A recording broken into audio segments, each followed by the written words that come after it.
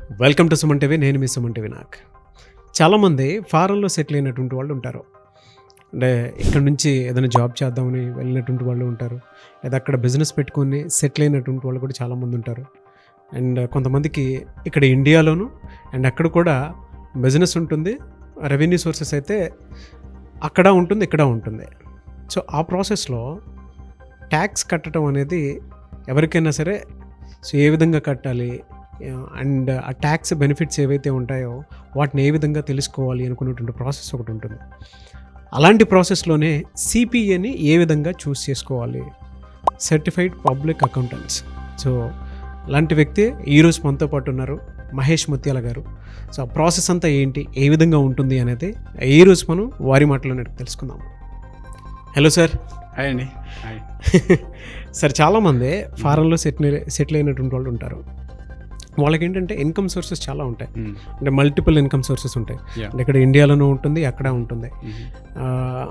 జనరల్గా tax pay చేసుకోవాలి అనుకున్నటువంటి వాళ్ళు ఎవరైతే ఉంటారో ఎలాంటి ప్రాసెస్ని చూస్ చేసుకోవాల్సినటువంటి అవసరం ఉందంటారు? ఎందుకంటే మీరు అక్కడ వర్క్ చేస్తున్నారు అండ్ దాంతోపాటు మీకు అక్కడ కంపెనీ కూడా ఉంది అండ్ చాలామంది క్లయింట్స్ కూడా ఉన్నారు, మీకు తెలుసు. అయితే ఇక్కడ తెలుగు రాష్ట్రాల్లో ఏంటంటే ఈ సిపిఏ ప్రాసెస్ అనేది అతి తక్కువ మందికే తెలుసు.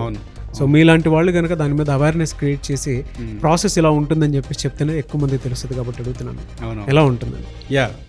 First of all thank you అండి. Thank you for this opportunity. So నేను యూఎస్లో ఉంటాను, ఇందాక మీకు చెప్పినట్టు. సో హ్యూస్టన్, టెక్సస్లో ఉంటాను. అక్కడ సిపిఏ ఏంటంటే ఇక్కడ చార్టెడ్ అకౌంటెంట్ ఎలా ఉంటారో మనకు ఇండియాలో, అక్కడ equivalent to CPA, certified public account, మీరు ఇందాక చెప్పినట్టు. సో మల్టిపుల్ రెవెన్యూస్ ఉంటాయి. యూనో మీరు అన్నట్టు శాలరీ ఇన్కమ్ ఉండొచ్చు, రెంటల్ ఇన్కమ్ ఉండొచ్చు, స్టాక్ ట్రాన్సాక్షన్స్ చేయొచ్చు, అక్కడ గెయిన్ తీసుకురావచ్చు. ఎప్పుడు ఇన్కమ్ వచ్చినా కూడా government expects their share, right? So మీరు ట్యాక్స్ అయితే కట్టాలా, రైట్? కాకపోతే ఎంత కట్టాలి, ఎలా తగ్గించుకోవాలి మనం? Nobody wants to pay taxes, right? జనరల్గా టు బి ఆనెస్ట్ ఏమంటే మనం ఎందుకు పే చేయాలి, this is hard and money, why should we pay అనేది ఒక జనరల్ నోషన్ ఉంటుంది. యూనో ఎమోషన్ కూడా ఉంటుంది. ఎగ్జాక్ట్లీ. ఎందుకంటే that is like your money end of the day, right? So అలాంటప్పుడే మీకు అంటే మళ్ళీ లీగల్గా చేయాలి, యూనో. సో ఎలా తగ్గించుకోవాలనుకున్నా, ఎలా మినిమైజ్ చేసుకోవాలనుకున్నా కూడా you have to do it in a legal way so that you don't get in to trouble again. అలాంటప్పుడు మీకు ఒక సిపిఏ అనే వాళ్ళు అవసరం అవుతారు. ఇక్కడైతే చార్టెడ్ అకౌంటెంట్ ఉంటారు, మనకు అక్కడ యూఎస్లో అయితే ఏంటంటే సర్టిఫైడ్ పబ్లిక్ అకౌంటెంట్స్. బికాస్ ఇప్పుడు నేను ఐఎమ్ సిపిఏ, మేమేంటంటే day in and day out మేము అదే చేస్తాం. You know we read taxes, we study taxes, tax loss ఎలా, గవర్నమెంట్ రూల్స్ ఏం చెప్తున్నాయి, అవన్నీ మేము, అంటే that's our job, like that's our interest, passion. అందుకని మీరు if you go with a CPA you'll know like okay, ఇక్కడ వాళ్ళు మీకు కరెక్ట్గా గైడ్ చేయగలరు. మీకు వచ్చే ఇన్కమ్ ఇంత, జనరల్గా అయితే మీరు ఇంత ట్యాక్స్ కట్టాలా, but if you do so and so then maybe మీరు తగ్గించుకోవచ్చు ట్యాక్స్, అంటే లీగల్గా తగ్గించుకోవచ్చు అనేది మీకు చాలా హెల్ప్ అవుతుంది అనమాట. సో ఇంకొక ఎక్కడ అవసరం అవుతుంది సిపిఎస్ అంటే, ఇప్పుడు చాలామంది అక్కడ మన ఎన్ఆర్ఐస్ ఉంటారు, యూనో, వాళ్ళకి ఇక్కడ ఇన్వెస్ట్ చేసి ఉంటారు వాళ్ళు, రైట్? అప్రిషియేషన్ వచ్చి ఉంటుంది, ఇన్వెస్ట్ చేసిన ప్రాపర్టీస్ కానీ, లేకుంటే బ్యాంక్లో ఎఫ్డీస్ ఉంటాయి, వాళ్ళకి ఇంట్రెస్ట్ ఇన్కమ్ ఉంటుంది.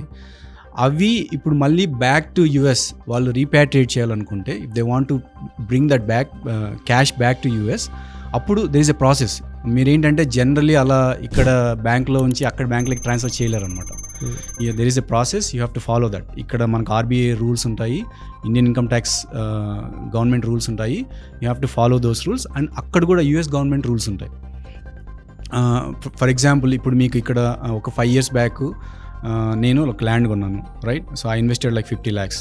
ఇప్పుడు 5 years తర్వాత అది 1 crore అయింది. So that means you gain 50 lakhs, right? ఇక్కడ క్యాపిటల్ గెయిన్స్ ట్యాక్స్ ఉంటుంది, మనం 25% కట్టాలి, 25%. అక్కడ కూడా క్యాపిటల్ గెయిన్ ట్యాక్స్ ఉంటుంది. ఇవన్నీ కట్టిన తర్వాత ఆ బ్యాలెన్స్ అమౌంటే మనం తీసుకెళ్ళగలం అక్కడ. బట్ అక్కడ మీకు ఒక క్వశ్చన్ రావచ్చు, నాకు వచ్చిందేమో 50 lakhs గెయిన్, ఇక్కడ 25% కట్టాలి, అక్కడ 25% కట్టాలంటే సేమ్ ఇన్కమ్ మీద 2 times కట్టాలా అనేది. అవును. అదే మీరు సిపిఐ దగ్గరకు వచ్చారనుకోండి, అప్పుడు ఒక రూల్ ఉంటుంది అక్కడ. ఇండియా గవర్నమెంట్కి యుఎస్ గవర్నమెంట్కి ఒక ట్రీటీ ఉంది, you know, double tax avoidance treaty అని ఒకటి ఉంది. సో ఇక్కడ కానీ మీరు సేమ్ ఇన్కమ్కి ట్యాక్స్ కట్టింటే then you don't have to pay tax over there అనేది ఒక రూల్ ఉందన్నమాట. But again there is a process for that. అంటే మీరు ఏం చేయాలి, ఎలా దాన్ని క్లెయిమ్ చేసుకోవాలా అనేది మళ్ళీ దానికి మీ అవసరం ఉంటుంది, అక్కడ మా అవసరం ఉంటుంది. సో మీకు తెలియదు కాబట్టి, అంటే general public, because that's our subject, so తెలియదు కాబట్టి మీ దగ్గర వచ్చానంటే మీరు you can save lot of taxes అక్కడ. ఇప్పుడు 25% అంటే ఇప్పుడు 100K ఒక 1 crore ప్రాఫిట్ వచ్చింది అనుకో, 25 lakhs ట్యాక్స్ అది. అక్కడ మీరు మాలాంటి వాళ్ళ దగ్గరికి వస్తే you can save 25 lakhs tax అక్కడ. ఇంకోటి ఏంటంటే ఇక్కడ నుంచి అంటే other scenario way CPS can be useful అంటే అక్కడ నుంచి ఇక్కడ చాలామంది ఇప్పుడు 10 years 15 years అలా అయిపోయింది, అందరూ వెళ్ళి అక్కడే సెటిల్ అయిపోతున్నారు, కిడ్స్ ఉన్నారు అక్కడే, రైట్. ఇక్కడ పేరెంట్స్ ఇప్పుడు ఏమో ఓల్డ్ అయిపోతున్నారు, అందరూ ఓల్డ్ అయిపోయినప్పుడు వాళ్ళ ప్రాపర్టీస్ ఉంటాయి, ఆ ప్రాపర్టీస్ వాళ్ళకి ఇచ్చేయాలనుకుంటున్నారు, కిడ్స్కి ట్రాన్స్ఫర్ చేయాలనుకుంటున్నారు, రైట్. మీ పేరు మీద రాసేస్తారు. అప్పుడు కూడా then there is a tax component involved. So ఎలా చేయాలా, అలా మీ పేరు మీద రాపించుకున్నప్పుడు అక్కడ మీరు ఎలా రిపోర్ట్ చేయాలి అనే అప్పుడు కూడా సిపిఎస్ అవసరం అనమాట. సో ఇవన్నీ చాలా కాంప్లికేటెడ్ రూల్స్. సో మీరు కానీ ఒక సిపిఐ దగ్గరికి వెళ్ళి ఇది సిచ్యువేషన్ ఇలా ఉంది అని చెప్తే మీకు డౌన్ ద లైన్ చాలా అమౌంట్ సేవ్ అవుతుంది అన్నమాట, ట్యాక్సెస్. సో ఎంతవరకు సేవ్ అవుతుందండి, అంటే ఆన్ యావరేజ్ చూసుకుంటే ఎంతవరకు సేవ్ చేసుకోవచ్చు అంటారు? మామూలుగా అడుగుతున్నా, ఒక్కొక్క రఫ్ అమౌంట్ ఉంటుంది. సో మామూలుగా ఇప్పుడు మీరు అక్కడ మినిమం అయితే ఒక 100K శాలరీ ఉంటుందండి సాఫ్ట్వేర్ ఇంజనీర్స్ ఎవరన్నా కూడా. సో 100K అంటే అరౌండ్ 80 lakhs ఉంటుంది పర్ యానం, రైట్. శాలరీ ఉన్నప్పుడు దాంట్లో ఒక 30% ట్యాక్స్ అనుకోండి, అంటే ఒక 24 lakhs ఉంటుంది. 80 lakhsకి ట్యాక్స్ 24 lakhs ఉంటుంది అక్కడ ఇన్కమ్ ఉంటే. ఆ 24 lakhsకి మీరు కానీ ఒక సిపిఐ దగ్గరికి వెళ్తే ఎనీవేర్, అంటే డిపెండింగ్ ఆన్ మీకు అదర్ సోర్సెస్ ఏమున్నాయి అన్నదాన్ని బట్టి ఒక 5 to 10 lakhs అయితే సేవ్ చేసుకోవచ్చు ఇమ్మీడియట్గా అయితే కనుక. రిటైర్మెంట్ బెనిఫిట్స్ కానీ లేకుంటే ఎక్కడైనా వేరే దగ్గర ఇన్వెస్ట్ చేయడము, రియల్ ఎస్టేట్లో ఇన్వెస్ట్ చేయడము, అలా చూసుకుంటే చాలా ట్యాక్స్ ప్లానింగ్ ఆపర్చునిటీస్ ఉంటాయి, ఉంటే మనం సేవ్ చేసుకోవచ్చు. అక్కడ ఓన్లీ శాలరీ ఇన్కమ్ ఉంది అనుకుంటే. అది ఇక్కడ ఉంది అనుకోండి, ఫర్ ఎగ్జాంపుల్ ఇందాక నేను చెప్పినట్టు 1 crore మీకు అప్రిషియేషన్ వచ్చింది, ఏదన్నా ల్యాండ్ కొన్నారు, అప్పుడు you can save around 25 lakhs అక్కడ స్ట్రైట్ అవే. ఎందుకంటే లేదంటే అక్కడ కట్టాలా ట్యాక్స్, ఇక్కడ కట్టాలి. If you follow a proper procedure, CPI దగ్గరికి వచ్చి ఏంటి రిక్వైర్మెంట్ అదంతా మీరు కంప్లై చేయగలిగితే you can save 25 lakhs easily. Great sir. ఈ ప్రాసెస్ అంతా, ఇప్పుడు మీరు చెప్పిన ప్రాసెస్ అంతా అర్థం చేసుకున్నటువంటి వాళ్ళు వెంటనే మిమ్మల్ని అప్రోచ్ అవ్వాలి అనుకున్నటువంటి వాళ్ళు ఉంటారు. మిమ్మల్ని అప్రోచ్ అవ్వాలంటే ప్రాసెస్ ఏంటి, సర్వీసెస్ ఏ విధంగా ఇస్తారు వాళ్ళకి? మీరు అంటే నా వెబ్సైట్ కూడా ఉందండి. నా వెబ్సైట్ వచ్చేసి cpamahesh.com, సేమ్ నా పేరే ఉంది. దాంట్లో you'll get all the information that you need. ఇప్పుడు నా కాంటాక్ట్ ఇన్ఫర్మేషన్ కూడా ఉంది స్క్రీన్లో.